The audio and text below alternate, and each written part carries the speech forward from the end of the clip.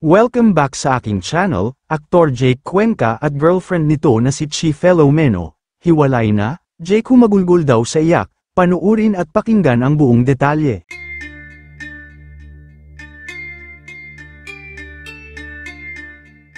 Mabilis nang naging usap-usapan ang celebrity couple na si Jake Cuenca at girlfriend nito na si Chi Filomeno, dahil umano sa hiwalay na daw ito.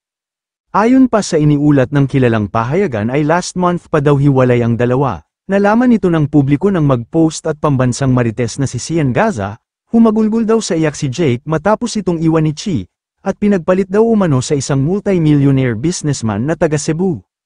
Ayon pa sa ulat, nang makakwentuhan nila ang taong nakakitang daladala ng driver ni Jake sa parking ng condominium building kung saan nakatira ang aktor ang mga bagahe habang isinasakay sa sasakyan. Akala ay shooting lang, ganun naman kasi si Jake marami daw talagang gamit lagi, tapos ang tagal na din daw nilang hindi na nakikita si Chi, so baka yun na nga hiwalay na pala sila. Matatandaan din na dati si Kylie Versosa din dito rin tumira. Ito ay ayon sa kwento ng tao doon na nakatira din sa building.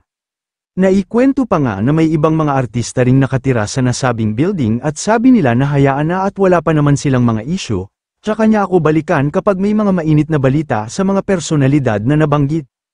Samantala, nang matanong naman daw ang mga taga-Batang Quiapo na mga katrabaho ni Jake, kung napansin ba nila na malungkot ito, ay wala naman daw napansin, dahil masayang-masaya pa nga daw ang aktor na nakikipaghalubilo sa mga kapwa niya artista.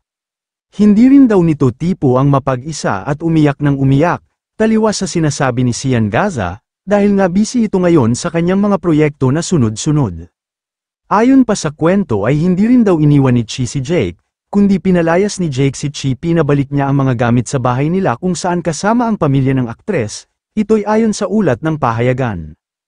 Tungkol naman daw sa balitang dahilan ng paghihiwalay ni Jake at Chi, ang totoo daw ay parang nag-date lang, dahil may totoong girlfriend kasi yung milyonaryo, at alam na prominente ang pamilya nito sa Cebu. Pero hindi daw sila nakitang nag-date sa Cebu kundi sa Dumaguete, at ilang beses na raw ito naulit, dahil may mga kaibigan daw si Jake na taga doon na nakakita kay Chi. Nung una ay hindi naniniwala si Jake, pero nung naalala niyang may out of town si Chi, dito ay naniwala na siya, kasi nga wala siyang time dahil busy sa mga proyekto ang aktor.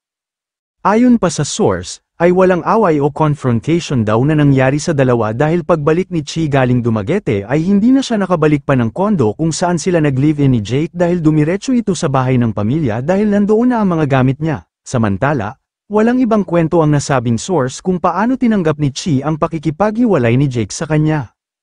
Kayo mga ka-showbiz, anong masasabi nyo sa ating showbiz topic ngayon? Kung may opinion kayo ay magkomento lang kayo sa aking comment section.